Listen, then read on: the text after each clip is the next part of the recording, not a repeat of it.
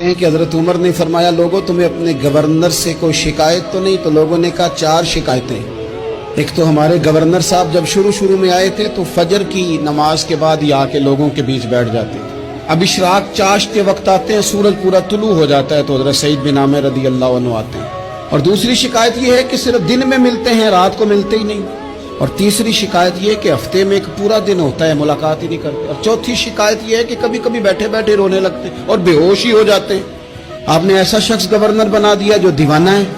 حضرت عمر نے بلا لیا، قریب بیٹھے تھے، کہا دے سوالوں کے جواب۔ گردن جھکی ہوئی ہے، عرض کرنے لگے امیر المومنین میں نے تو پہلے ہی کہا تھا میں گورنری کے قابل نہیں، میرے والا کام نہیں۔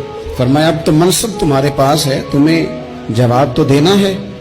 حضرت سعید بن عامر کہنے لگے حضور 4 میرے ساتھ مسئلے ہیں۔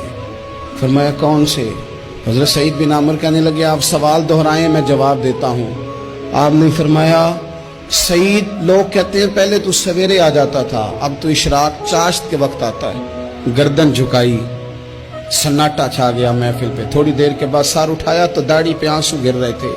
فرمانے لگے حضور میرے گھر میں خادم کوئی نہیں، بیوی بیمار ہو گئی ہے، میں نہ سویرے اٹھتا ہوں، آٹا گوندتا ہوں، روٹیاں پکاتا ہوں، گھر میں جھاڑو دیتا ہوں، باہر آنے میں دیر ہو جاتی۔ پہلے جواب پر ہی لوگ رونے لگے، آنسو نکلنے لگے۔ حضرت عمر رضی اللہ تعالیٰ عنہ بھی روئے۔ پھر فرمایا کہ سعید تو دن کو ملتا ہے تو رات کو کیوں نہیں ملتا؟ اپنی داڑھی پکڑ لی، کہنے لگے عمر ساری سفید ہو گئی ہے، اب تو لگتا ہے پھل پک گیا ہے، پتہ نہیں وہ کب مجھے کہے گا واپس آ جا۔ میں نے نہ دن مخلوق کے لیے رکھا ہے، رات اپنے رب کے لیے رکھی ہوئی ہے، مجھے تکلیف نہ دی جائے۔ گورنر کی بات کر رہا ہوں۔ پھر کہا سعید یار ہفتے میں ایک دن ملتے کیوں نہیں؟ کہنے لگے عمر یہ میرے رب کے ساتھ پردہ ہے، اسے نہ کھولا جائے۔ میرا پردہ ہے نا، میں نے اپنے رب کے ساتھ اپنے پردے رکھے ہوئے ہیں۔ فرمایا نہیں آپ بتائیں۔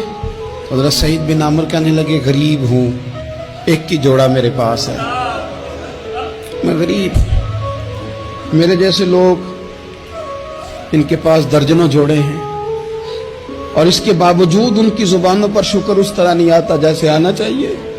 میں نے کہا نا کہ میری اجرت میری محنت سے زیادہ کیوں ہے؟ میرے محسن تیرے احسان سے ڈر لگتا ہے۔